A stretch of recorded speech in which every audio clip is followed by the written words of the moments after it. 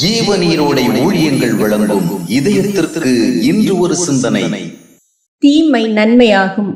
தேவன் தம்முடைய வழிகளில் நடந்து தம்முடைய பார்வையில் நலமானவைகளை செய்கின்றவர்களுக்கு எப்பொழுதும் ஆதரவாகவே இருக்கின்றார். அவர்களுக்கு எதிராக தீமைகளை செய்ய விரும்புகின்றவர்களை அவர் கவனிக்கின்றார். ஆயினும் சில வேளைகளில் அவர்கள் செய்ய விரும்பும் தீமைகளை அவர் தடுப்பதில்லை. அவர்கள் விரும்பும்படியே தீமையான காரியங்களை செய்ய அனுமதித்து விடுகின்றார். ஏனென்றால் அவர்கள் தீமைகள் என்று எண்ணி செய்கின்ற காரியங்கள் உண்மையில் தீமைகள் அல்ல. அவைகள் தம்மை விசுவாசித்து உண்மையோடு வாழ்கின்றவர்களுக்கு நன்மைகளாக மாறப்போகின்றது என்று அவர் காண்கின்றார். தேவன் நம்மை நேர்மறையான நன்மைகளால் மட்டுமல்ல, எதிர்மறையான தீமைகள் வாயிலாகவும் ஆசீர்வதிக்க வல்லவராய் இருக்கின்றார்.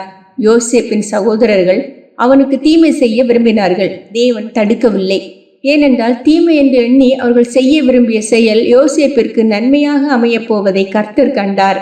அவர்கள் அவனை அடிமையாக விற்று எகிப்துக்கு போக வைத்தது நல்லதே. அதனால் எகிப்தின் உயர் பதவியில் யோசேப்பை அமர்த்த போகும் தேவ திட்டத்திற்கு அது உதவியாகிவிட்டது. எகிப்தில் ஆகாத பழி சுமத்தப்பட்டு அவன் சிறையில் தள்ளப்பட்ட போது தேவன் தடுக்கவில்லை. ஏனென்றால் அது தேவனுடைய திட்டத்தின் நிறைவேறுதலுக்கு வழிவகுத்தது. தேவனுடைய வழிகளில் நடவாதவர்களுக்கு நிகழும் நல்லவைகள் தீமைகளாகவும் மாறும். தேவனுக்கு பிரியமாக வாழ்கின்றவர்களுக்கு நேரிடும் தீமைகளும் நல்லவைகளாக மாறும். நாம் தேவனுடைய திட்டத்திலும் அவருடைய ஐக்கியத்திலும் வாழ்வதற்கு கவனமாயிருக்க வேண்டும். அப்பொழுது நம்மை எதிர்ப்பவர்களாலும் விரும்பாதவர்களாலும் ஏற்படுகின்ற தீமைகள் தற்காலிக வேதனைகளை தந்தாலும் எதிர்காலங்களில் அவைகளே ஆசீர்வாதங்களாக மாறும்.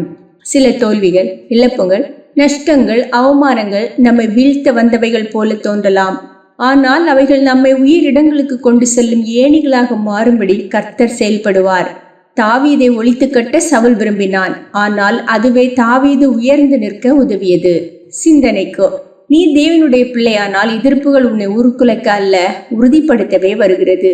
நீ தேவனுடைய பிள்ளையானால் எதிர்ப்புகள் உன்னை உருக்குலைக்க அல்ல, உறுதிப்படுத்தவே வருகிறது.